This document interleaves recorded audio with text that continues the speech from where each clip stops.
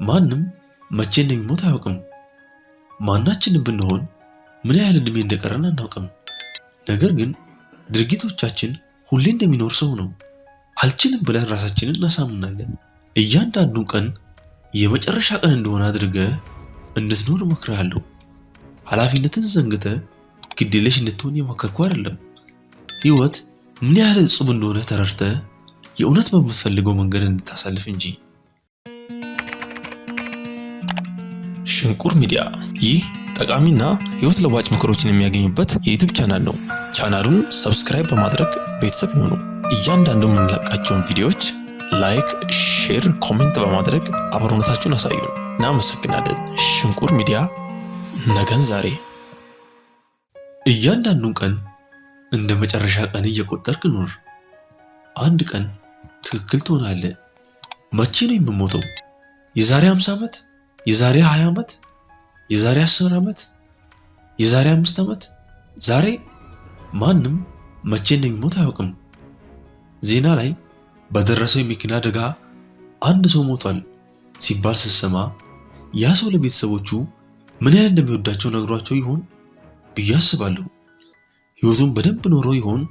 ፍቅሩን ይገልጽ ነበር? እርግጠኛ መሆን የሚቻለው ይህንን አደርጋለሁ ብሎ ያሰባቸው ብዙ ነገሮች እንዳሉ ነው። ማናችንም ብንሆን ምን ያህል እድሜ እንደቀረን አናውቅም። ነገር ግን ድርጊቶቻችን ሁሌ እንደሚኖር ሰው ነው። መስራት የምንፈልጋቸውን ነገሮች እናስተላልፋቸዋለን። ለምንወዳቸው ሰዎች ፍቅራችንን አንገልጽም። ለራሳችን ጊዜ አንሰጥም። መሄድ የምንፈልግበት ቦታ አንሄድም። መጎብኘት የምንመኘውን ታሪካዊ ቦታ አንጎበኝም። ልንጽፍ ያሰብነውን ደብዳቤ አንጽፍም። በጥቃቅን ነገሮች ላይ ጊዜያችንን ስናጠፋ ጠቃሚ እንደሆኑ ለራሳችን ለማሳመን እንሞክራለን። አልችልም ብለን ራሳችንን እናሳምናለን። እያንዳንዱን ቀን የመጨረሻ ቀን እንደሆነ አድርገህ እንድትኖር እመክርሃለሁ። ኃላፊነትን ዘንግተህ ግዴለሽ እንድትሆን የመከርኩ አይደለም። ህይወት ምን ያህል እጹብ እንደሆነ ተረድተህ የእውነት በምትፈልገው መንገድ እንድታሳልፍ እንጂ። ለውስጣዊ ነገር የሚሆን ጊዜ መድብ። በንግዱ ዓለም የሚታወቅ አንድ ዓለም አቀፋዊ መርህ አለ። ራስን እንደ ተቀጣሪ ቆጥረህ የልፋትን ዋጋ አስልተህ መጀመሪያ ለራስህ መክፈል። የዚህ ምክንያቱ ለሌሎች ከፍለህ ከጨረስክ በኋላ ለራስ የምትከፍል ከሆነ የምትከፍለው ላይኖር ስለሚችል ነው። ጊዜ ካለፈ በኋላ ምንም ማድረግ አትችልም። ነገር ግን ለራስህ መጀመሪያ ከከፈልክ ለሌሎቹ መክፈል ግዴታ ስለሆነ እንዴትም ብለህ መክፈል አይቀርም።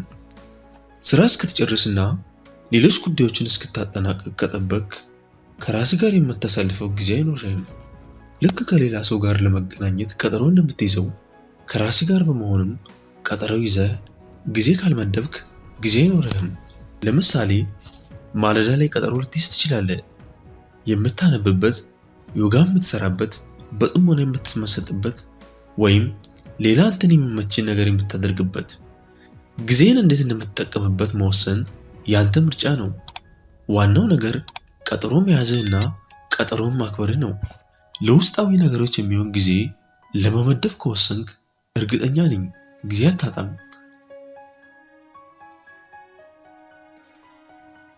በቀጣይ ከሰዎች ጋር ስትከራከር ትክክል መሆንን ለማሳየት ከመፍጨርጨር የሌላውን ሰው አታይ ለመረዳት ሞክር። ከሰዎች ጋር ስትከራከር አንተ በራስህ አታይ እርግጠኛ የሆንከውን ያህል ሌላኛውን በራሱ አታይ እርግጠኛ እንደሆነ አስታውስ። ነገር ግን ሚዛናዊ ሆኖ ሁለቱንም ጎኖች ከመመልከት ይልቅ ለአንዱ ጎን እናደላለን፣ ለራሳችን። እንደዚህ አይነት ሁኔታ ሲፈጠር አእምሮአችን አዲስ ነገር መማር አልፈልግም እያለን ነው። በተጨማሪም ይህ ልማድ አላስፈላጊ ጫና ያሳድርብናል። ለመጀመሪያ ጊዜ የሌላውን ሰው አታይ ለመረዳት ስሞክር በጣም አስገራሚ ነገር ተከሰተ። ምንም አልተጎዳውም። ከምከራከረው ሰው ጋር ግን ተቀራረብን። ለምሳሌ ጓደኛ ለዚህ ሁሉ ችግር ተጠያቂው ተቃዋሚ ድርጅቶች ናቸው ቢልህና አንተ ግን ዋናው ተጠያቂ መንግስት ነው ብለህ የምታምን ቢሆን ፈጥና አስተያየት ከመሰንዘር በፊት አዲስ ነገር ለመማር ሞክር። ጓደኛን እንደዚህ ያልክበት ምክንያት ምንድነው ብለህ የአንተን ሐሳብ የሚያጠናክር ስህተት ለማግኘት ሳይሆን አዲስ ነገር ለማወቅ ከልብ ፈልገህ ጠይቀው። የተሳሳተ ቢመስልም አታርመው። ጓደኛ ትክክል የሚመስለውን ሁሉ ሲገልጽልህ አንተ ጥሩ አድማጭ ሁን። እንደዚህ በማድረግ ብዙዎች እንደሚመስላቸው ደካማ ያስብልህም። በአቋም አትተማመንም ማለትም አይደለም። በቀላሉ የሌላውን ሰው አስተያየት ለመረዳት ዝግጁ ነህ ማለት ነው። በተጨማሪም የሌላውን አስተያየት መረዳት ምንም ጉልበት አያስፈልግም። ትክክል መሆንን ለማሳየት መፍጨርጨር ግን ሲበዛ አድካሚ ነው። የሌሎችን የተለያዩ አቋሞችና አስተያየቶች ስትረዳ ብዙ አስደናቂ ነገሮች ይፈጠራሉ። አንደኛው ብዙ አዳዲስ ነገሮችን ትማራለህ፣ አድማስን ታሰፋለህ። ሁለተኛው ደግሞ የምትከራከረው ሰው ጣልቃ ሳትገባ ስታዳምጠው ሐሳቡን በደንብ መግለጹ ደስተኛ ትሆናለህ። ለአንተ ያለው አክብሮት ይጨምራል። ጣልቃ እየገባ አንተ ትክክል መሆንን ለማሳየት መፍጨርጨር እሱም የራሱን ሐሳብ ለመከላከል እንዲዘጋጅ ያደርገዋል። አንተ ለስለስ ካልክ ሌላኛው ሰው ለስለስ የማለት እድሉ ከፍ ያለ ነው። ወዲያው ለስለስ ላይል ይችላል። ቀስ በቀስ ግን ማለቱ አይቀርም። እሱን ለመረዳት ስትሞክር ከምትከራከሩበት ጉዳይ በላይ ሰውየውን እንደምታከብረው ታሳየዋለህ። ያለ ቅድመ ሁኔታ ሰውን መውደድን ተግባራዊ ያደረክ ነው። እንደዚህ ስታደርግ ሌላው የጎንዮሽ ጥቅም አለው። የምትከራከረው ሰው ያንተን ሐሳብ መስማት ይጀምራል። ሁሌ ሐሳብን ያለምጣል ማለት አይቻልም። ነገር ግን የእሱን ሐሳብ የማታዳምጥ ከሆነ ሁሌ እሱም እንዲያዳምጥ በእርግጠኝነት መናገር ይቻላል። ለማዳመጥ የመጀመሪያው በመሆን ያለማዳመጥ እሽክርክሪቱን ማስቆም ትችላለህ። ውለታ ሳትጠብቅ ውለታ ዋል። ይህ መንገድ ሌላውን ማገልገልን ሕይወት አካል እንድታደርግ ይረዳሃል። ከሌላው ሰው ውለታ ሳይጠብቁ መልካም ነገር ማድረግ ምን ያህል ቀላል እንደሆነና እንዴት በቀላሉ እንደሚቻል የሚያሳይ ዘዴ ነው። ተገንዝበነውም ይሁን ሳንገነዘብ ከሰዎች የሆነ ነገር እንጠብቃለን። መስጠት ለራስ እንደሆነ ረስተን ለሌሎች ያደረግናቸው መልካም ነገሮች ነጥብ እያያዝን የምንመዘግብ ነው የሚመስለው።